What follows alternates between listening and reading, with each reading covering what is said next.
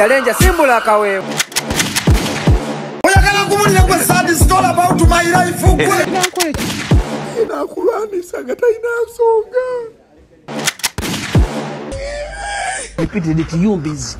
You busy, you busy. Okay, me busy.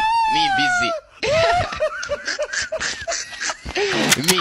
Family yabo najivuddem. Nedda kanyende mu bembogo obujozi bobagwemu. Netukubenkuuka namba. Koleta family yankerebwe. Omubanda alopye ku police.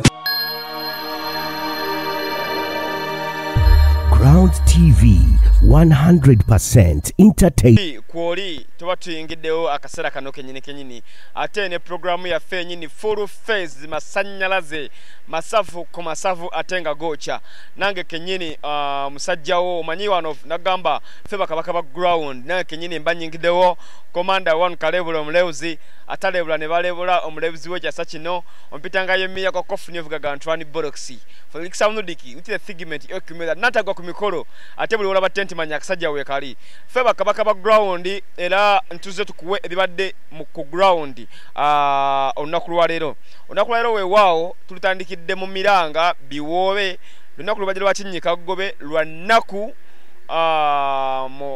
mu nsi yonna wano ku side yaffe eya entertainment ate ne ku side y'abantu eri endala abantu ba bulijjo kubanga ku makya ndoza sawa simu yange yavuze ku sawa ndoza nga 12 nga nfuna amawulire go kuba nti Honorable Segirinya Muhammad yabadde avudde oyo mubaka wa Kawempe yabadde avudde mu bulamu bw'ensi eno naye ku sawa nga 3 kitundu kunya abasawo ne bavayo ne bagamba nti Honorable Muhammad tannaba kufa just afunya cyo tuyita multiple organ failure nti nga buli kimu ekibadde ku mutundu bye by'omubiri kibadde kifudde naye nga ye olulimi lwa kisawo nga ye ng'omuntu akyassa okusinzira ku byoma naye bweziweze sawa 7 ate bakawangamudde nti omukulu ono ebyaddala abadde avudde mu bulamu bw'ensi eno Honorable Muhammad Segirinya ono golaba yayatiikira nnyo mu biseera biri ebikadde kubanga erinnya erisinga yalikolera mu kuba amasimu ku radio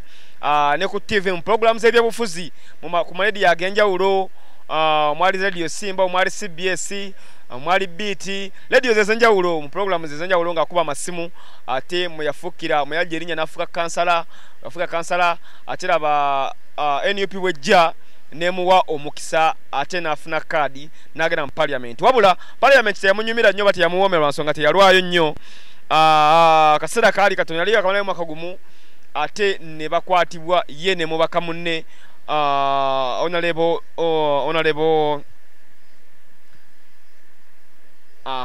yene Honorable Alan Sewanyana ku misango gyali gigambibwa nti bano bali bavunaanibwa ku bijambiya ebyakaaba oba ebyafiramu abantu emasaka eyo ne basibibwa ennaku zaali 5 lati omwaka gumunga n'emyezi 3 n'ennaku ezigwamu naye nga basooka ne babeerayo mwaka mulamba nga tebanabagenda mu kooti ate nakubasalira weewaawo government oba police oba bobuyinza babaddiramu nga ngeri kabaka gyagiramu babugulu butono ne bateebwa bakulu naye bana abakulu bebateebwa weewaawo bonna baali naye ye Alan Sewanyana yagenda mu ddwaliro ate naawona naye ono omukulu kasita yagenda mu ddwaliro teyavaayo yabeerayo ate paka watusiza okufa nga bwakomawo ate baddayo babagaba bannange nazzeemu amaanyi nga bwommanyi abadde musajja mwogezi nnyo ye abadde musajja asaagirira abadde musajja takkiriza nga ne waba ali mu bulumi takkiza nti ali mu bulumi naye olunaku lwa leero asizza omukka ogw'enkomerero okusandooza abasawo ze batugambye omusanvu zennyini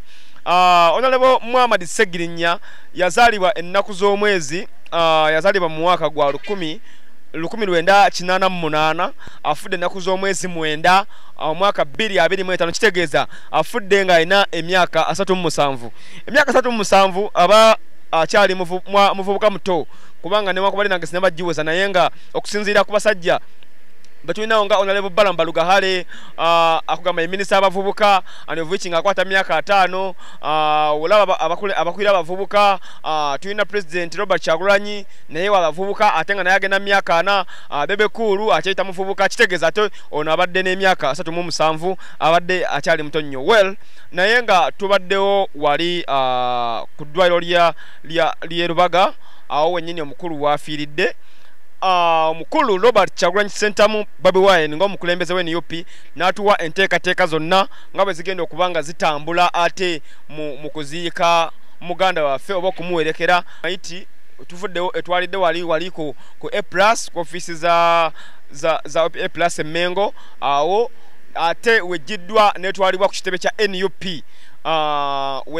Tugenda okusula ekiro kya leero kyonna era nange oluvaano we ngenda okugenda newankubadde we nfudde okujja we tugenda okusula ekiro kya leero kyonna nga bannabyabufuzi bakungubagira oba muganda waabwe naddala ba councillors abantu ba bulijjo abatagenda kusobola genda mu parliament olunaku lw'enkya kubanga ate enkya agenda kukeera mu parliament.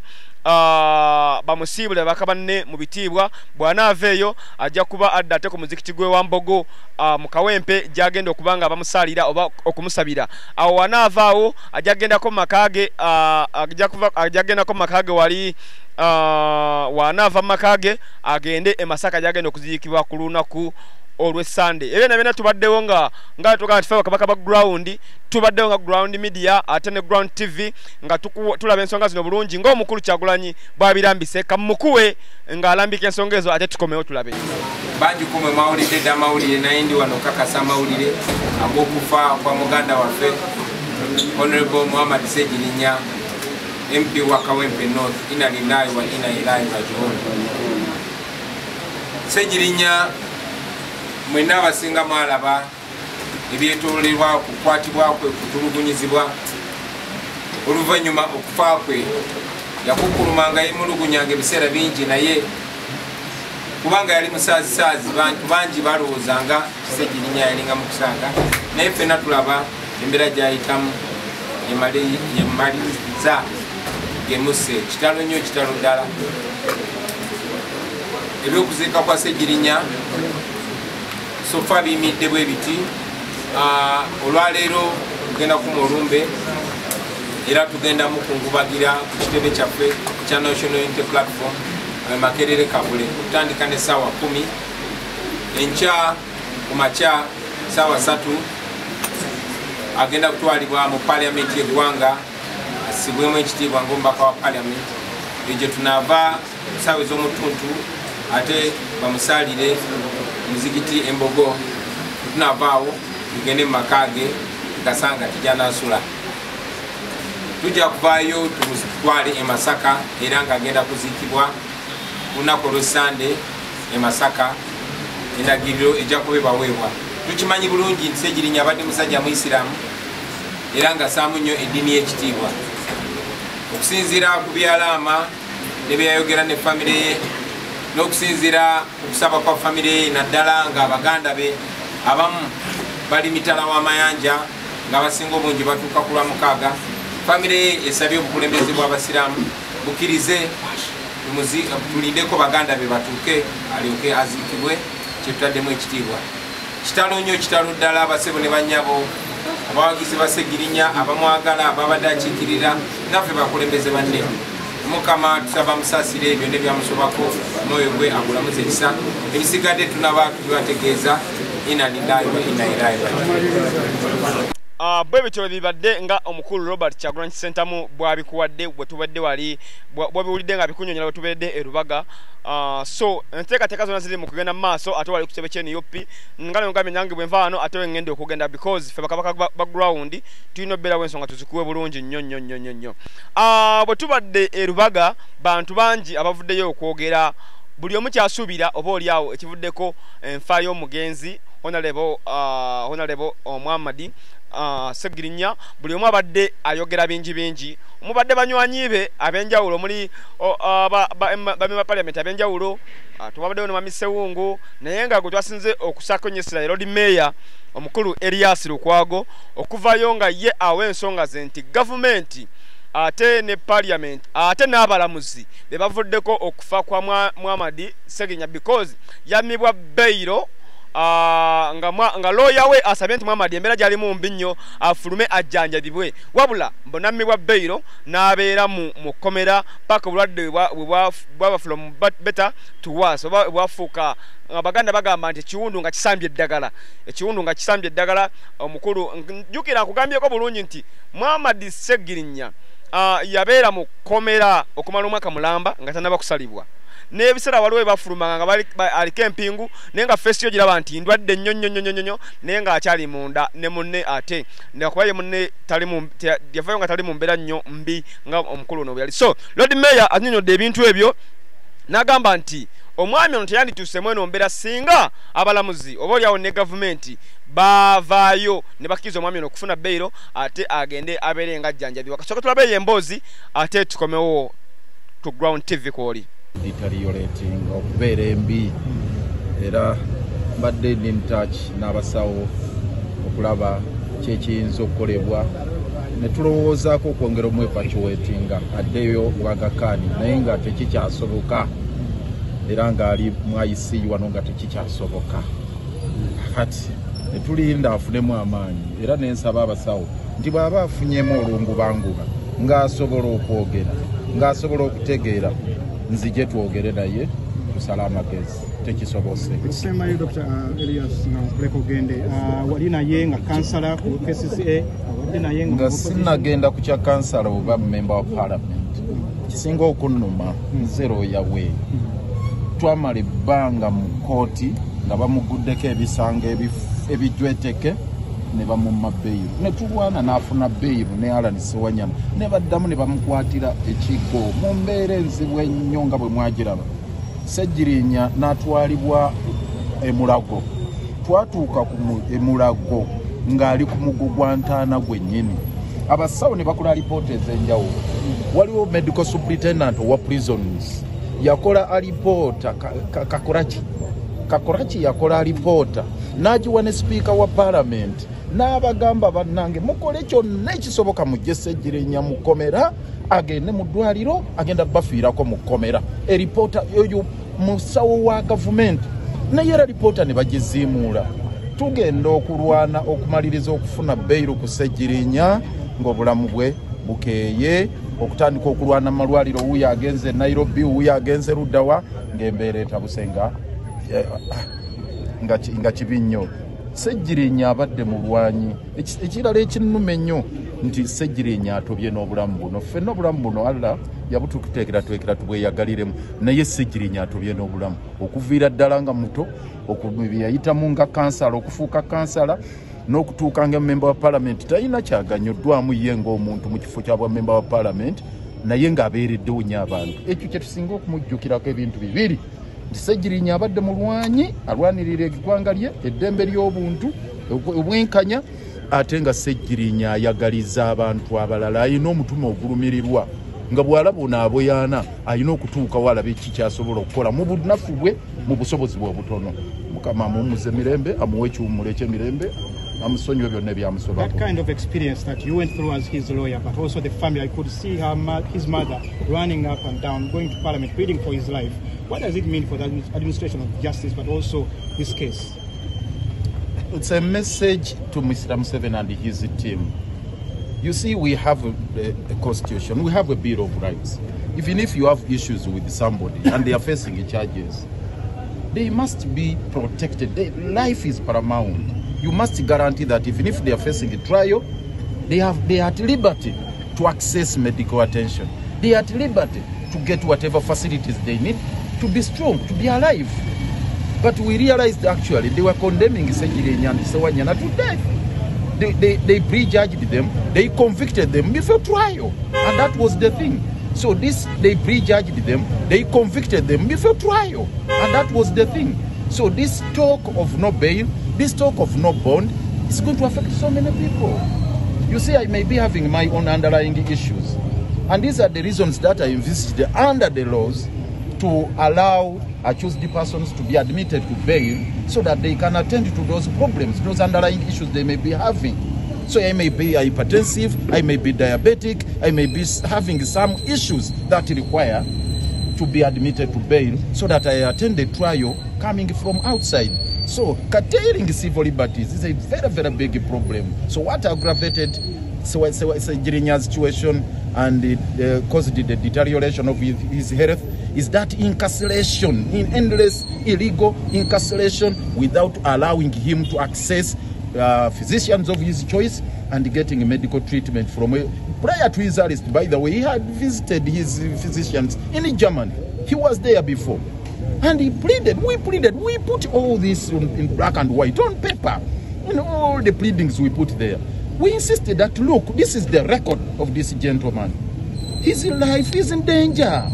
Please, do you want to try a dead body? Get him out of jail. Have him, allow him access medical facilities of his choice. When he's stable, you try him. Can you imagine even recently? The ICD court here issued the criminal summons for Sejirinya to appear before court when he was actually grounded here in the hospital. How insensitive can our justice system be? How insensitive can our leaders here be? We ask them, please, you people, do you know the situation the gentleman is going through, the ordeal is going through, to just insist that, please, let him come and attend the trial. So their focus was about pushing him to the hilt, pushing him to the wall. Now he's finished. As a person who worked with the late now, as when he was a councillor, Lord Councillor, but also as a member of parliament in the opposition, how would you remember the late Mohamed Sejirinya? Sejirinya has been a real hustler. If you want the true definition of the word hustler, then it is Sejirinya Mohammed. Throughout his life, from childhood, as a councillor, as a member of parliament, and in all his daily life, he's just been hustling. That is one thing. Two, he loved his country and he's been a fighter. If you are talking about a foot soldier, Sejirinya was a real foot soldier. He would move from one place to another in search for justice, not for himself, but for Ugandans across board, and also in search for democracy, good governance, and the rule of law. He gave it his word. He put up a solid fight. He spared no iota or atom of his strength in the fight for rule of law, constitutionalism, and good governance to liberate this country. And above all, he's a person who was very, very compassionate with the marginalized, with the people in need. He is one person who loved humanity. He had empathy for whoever was in need of support, and he was always there to assist those NTV Sebo, it's Saturday for Ugandans here. We were live on NTV. And BBS.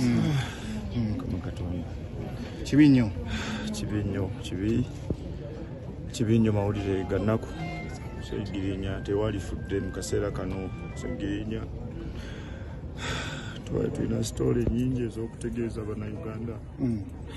Sejirinya twabonaabona Mukama Katonda takuwadde mukisa gusobola kweyagalira mu bulamu bwo Mukama Katonda. Ennaku bisoma 5 nga muli mu kkomera.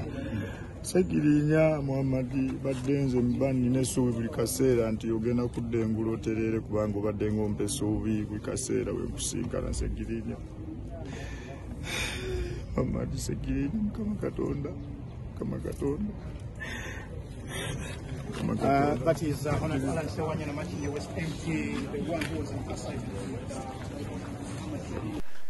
Bwe bityo bikyatambula ate wali eri ku kyeni wali tubadde so tugenda kuba tubikutuusaako paka ku budde olunaku lw'okuziika wetunaagalamiza muganda waffe ate munywanyi waffe byonna beera ku Ground TV okufuna ebisingawo byonna kwe tuli ku Afro Mobile osobola tufuna Afro Mobile app ne ku My Channel app kwe tuli ate ne ku website yaffe nayo kwe tuli waka tuba naye because ffe bakabaka ba Ground eyo nga tuvudde mawulire g'ennaku oba oliawo ate akawungezi akakeseza ekiro kya leero nga tunabafuna mawulire gano ag'omukulu okubanga gatukubye wala twabadde ne mwana muwala Lydia Jasmine omu ku bakazi oba abakyala mu ndongo wano I think ayitibwe muwala kuba tazaalangako ale si mufumbo abasinga okunyirira n'okulabika obulungi yabadde ne kapateke wali eri ku Nonive ka end of year party nga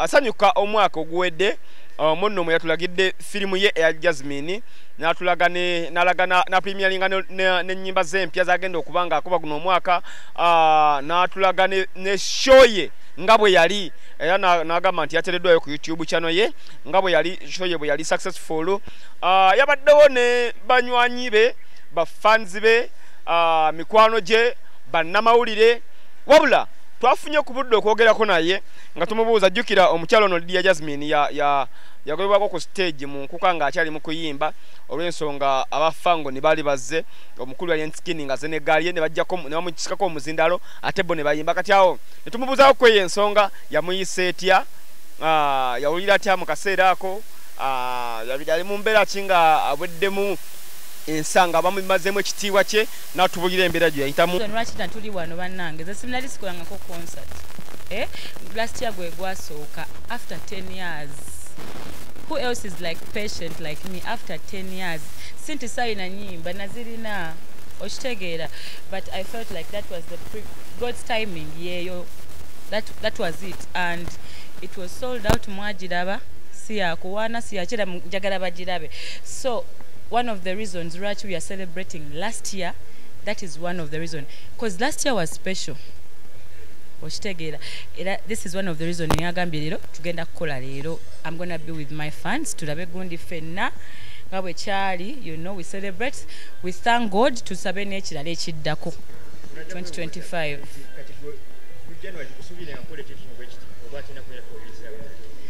January, by the way, inshallah siri musiramu, but inshallah God willing njagala nkikolenga buli mwaka nkitandise kati. Yeah. Government industry yaffe giyambe oba etya simanyi, because nze leka n'ebyo ebyange biri byendaba buli nookera ku kino nookera ku kiri banange bitumenye emitima me deep down I feel like naze nogane bano my music nina okwebala ndoza manye emyaka gimalirize nkite, because ndaba gye bigenda mu maaso bigetinga worse. This is not the industry we want to see. Eyokubanga ya kibuli ya rana ya scandals. No, we can have a peaceful industry and we can all win and be happy. More collaborations than fighting. Oshitegera sagala mbiwanvye nnyo, but tewali yankwatako. Yes, but you saw the video. Kirungi nali bansanga maliriza was going off. Nali ndi ku luyimba lwa first born. Ndoza nali ku line esemba when that cavio happened, and I'm like banange kamalirize maza era maliriza temukola ki nga bali ali once. No one attacked me actually, but they were down there trying to, I think abayagala kujja ku stage. I don't know how they do their things. Sibimanyi nembaga mbera banenze mumanyi sola bintu byamwe mumpe time naye kirungi basanga maliriza, so namaliriza nenvaawo nayenze nga byenda babannange ate sirwe byo byemulaba ku kamera bingi biba byemutalaba.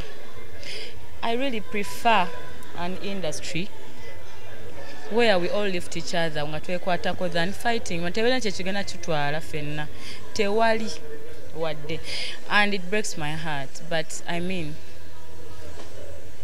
it is what it is. Tusabe Katonda atuyamba atukwatireko bintu bikyukemu naye nga bimenya omutima. Nze naso nenga ne bannange tulina emyaka twebalire emyaka egisigadde tute, because some of us cannot handle those situations. Okitegeera ibingi fashion manye enviiri nze tekyo simanyi ku nviiri, simanyi ku ngoye, tekyo simanyi when nakola business administration and management, tekyo simanyi kubya TV. I used to love by the okubeera mu media. About simanyi something on TV, I don't know. Businesswoman generally, because sagala nyonyo kunkozesa nali manyi nsobola okupambana n'enkola ebyange. Ndi mukyala mukozi, si bawala bangi abafaanana nga nze nga bakola baba baagala bbawa, naye nze ndi mukyala mukozi.